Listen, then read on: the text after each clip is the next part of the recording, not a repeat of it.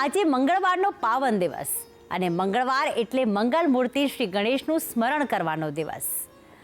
વિઘ્નોનો નાશ કરનાર, સુખ સમૃદ્ધિના દાતા મા પાર્વતીના લાડલા શ્રી ગણેશના એક અતિ કલ્યાણકારી સ્થાનકના આજે આપણે દર્શન કરવા જઈ રહ્યા છીએ. સુરતના પાલનપુર પાટિયા વિસ્તારમાં આવેલું આ ભવ્ય ગણેશધામ શ્રદ્ધા અને ભક્તિનું જીવંત પ્રતીક બની રહ્યું છે. તો અહીં બિરાજમાન 22 ફૂટ ઊંચી પાર્વતી નંદન શ્રી ગણેશની દિવ્ય પ્રતિમા ભક્તોના મનમાં અદ્ભુત શાંતિ અને આશ્વાસન ભરી દે છે. તો ચાલો કરીએ ભવ્ય ગણેશ ધામના દર્શન. આજથી 13 વર્ષ પહેલા નિર્માણ પામેલા આ મંદિરમાં સૌથી આકર્ષણનું કેન્દ્ર છે પાર્વતી નંદનની આ ભવ્ય પ્રતિમા, જેની ઊંચાઈ 22 ફૂટ છે. સુરતના આ પાલનપુર વિસ્તારમાં લોકોની અવરજવર નિત્ય રહે છે, તેથી જ આ ધામમાં આવનાર શ્રદ્ધાળુઓની સંખ્યા પણ વધતી રહે છે.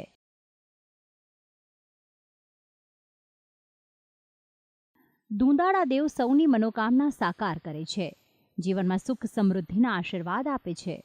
આ સ્થાનકની વિશેષતા એ છે કે અહીં વિનાયક સંગ અન્ય દેવી દેવતાના પણ દર્શન થાય છે, જેમાં કમળ પર બિરાજિત સદાશિવ, દયાળુ સાંઈ બાબા, પરમ કલ્યાણી મા મહાકાળી તેમજ કાલ ભૈરવ, બટુક ભૈરવ, સૂર્યનારાયણની પણ સ્થાપના કરાઈ છે. અહીંથી પસાર થતા ભક્તો થોડી ક્ષણો ઈશ્વરના સાનિધ્યમાં અચૂક વિતાવે છે અને આ જ પવિત્ર ક્ષણો તેમના જીવનને ધન્ય બનાવે છે. અહીં દર્શન કર્યા પછી મારા મનને અને મારા આત્માને ખૂબ જ શાંતિ મળે છે અને મારી દરેક સારી મનોકામનાઓ પરિપૂર્ણ થાય છે.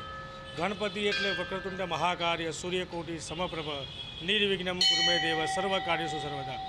મા પાર્વતીના પ્રિય પુત્ર શ્રી ગણેશના સ્થાનકમાં ભક્તો જાતે જ પૂજા કરી શકે છે. જી હા, અન્ય મંદિરોમાં તો પૂજારી દ્વારા જે તે દેવી દેવતાઓની પૂજન વિધિ કરાતી હોય છે, પરંતુ સુરતના આ ગણેશ મંદિરમાં કોઈ પણ ઉંમર કે જાતિના ભક્તો સ્વયં ઈશ્વરની પૂજા કરી શકે છે અને આ જ વાત આ સ્થાનકને સવિશેષ બનાવે છે. સમગ્ર સુરત જિલ્લો જ નહીં પરંતુ રાજ્યભરમાંથી અબાલવૃદ્ધ સૌ ગણપતિ દાદાના કલ્યાણકારી સ્વરૂપના દર્શન કરવા આસ્થાભેર પધારતા હોય છે. તેથી જ તો વર્ષ દરમિયાન ઉજવાતા ઉત્સવોમાં ભાગ લઈને સૌ શ્રદ્ધાળુ પોતાને ભાગ્યશાળી માને છે.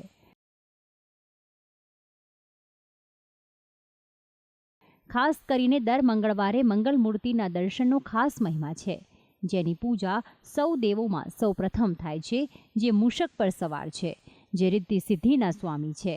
એવા વિનાયકની આ ભવ્ય પ્રતિમા આ સ્થાનકને અનન્ય બનાવે છે.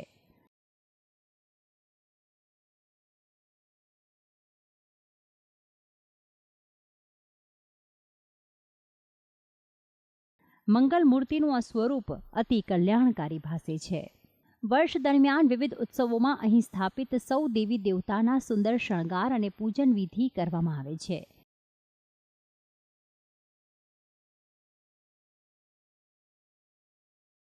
તો ગણેશ ચતુર્થીના પર્વે પર્યાવરણ પ્રત્યેની જાગૃતિના ભાગરૂપે અહીં ઇકો ફ્રેન્ડલી ગણેશ મૂર્તિનું વિસર્જન કરવામાં આવે છે.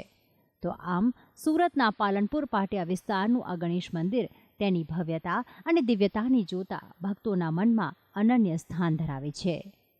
ભક્તિ સંદેશ, સંદેશ ન્યૂઝ, સુરત.